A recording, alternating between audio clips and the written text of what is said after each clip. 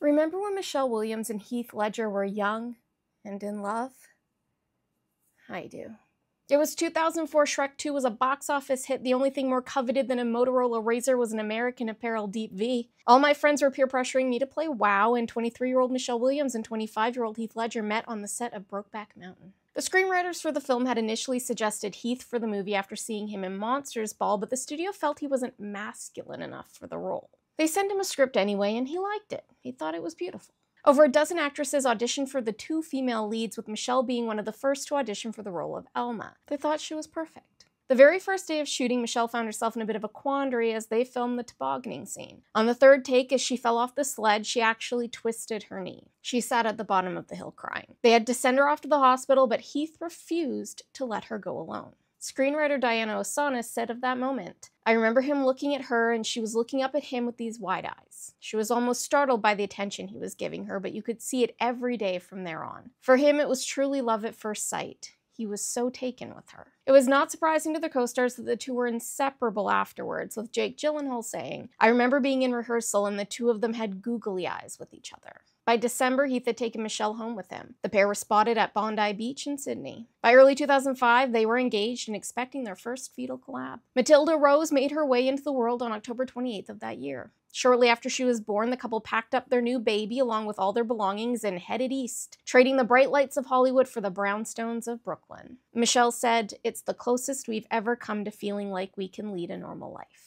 The pair hit the red carpet a few months later, attending the 2006 Oscars together. Michelle wore that iconic Vera Wang dress. They continued living their quiet life in Brooklyn and working. They took turns taking care of Matilda while the other took on a project. He said of their life together, "Before, I felt like I was floating through life, like a ghost.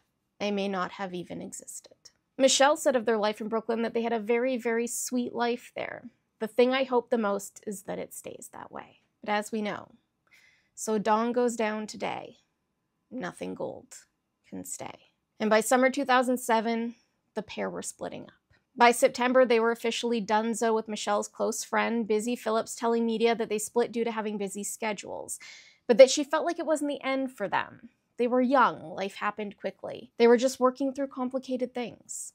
Meanwhile, another friend who was close to the couple said that it was much more than just busy schedules. Heath had been struggling with substance use issues for a while, and as his partying and substance use ramped up, the couple grew apart. While Michelle could ignore these issues in the beginning, after they had Matilda, she had to revisit the impact of Heath's partying. Another friend said, "I don't think they fell out of love. It was probably tough love." After the breakup, Michelle stayed in Brooklyn while Heath moved into a $23,000 a month loft in Soho. Heath, who had previously dated Heather Graham and Naomi Watts, started seeing fellow Australian Gemma Ward. The two even spent Christmas in Perth together that year. But then, on January 22nd, 2008, Heath was found deceased in his apartment due to an accidental overdose of prescription medication.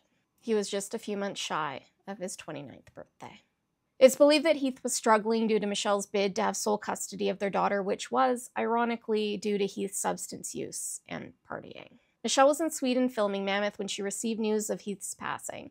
She boarded a flight the next morning to New York. When the media scrutiny became too intense, she ended up leaving Brooklyn in favor of a house she purchased upstate. She had help from friends navigating her new life as a single parent, including that of Succession's Jeremy Strong, who moved in with her and Matilda to help support both as they navigated their new lives without Heath. Michelle never gave up on love, though, saying to Matilda, "Your dad loved me before anybody thought I was talented or pretty or had nice clothes." In July 2008, she started dating director Spike Jonze, who she had worked with on the film Synecdoche the summer before. Their romance lasted about a year before the two split, with Michelle saying, "The timing was impossible. I thought falling in love again was the only thing that was going to save me from the pain. This erroneous idea, it just makes things more complicated." She then briefly dated director Cary Fukunaga, who allegedly isn't the best guy in town, before dating Jason Segel. And he's so tall, I think we'll cover that relationship in the next video. Thanks so much for watching. I hope you liked this one. If you did, please save and share with your friends. It just helps spread the good word. And don't forget to follow me on the Grab and the Tube just in case, because we never know what's going to happen. We also still have stickers and pins and bookmarks so you can display your indoctrination with pride. Good day, and may the cult be with you.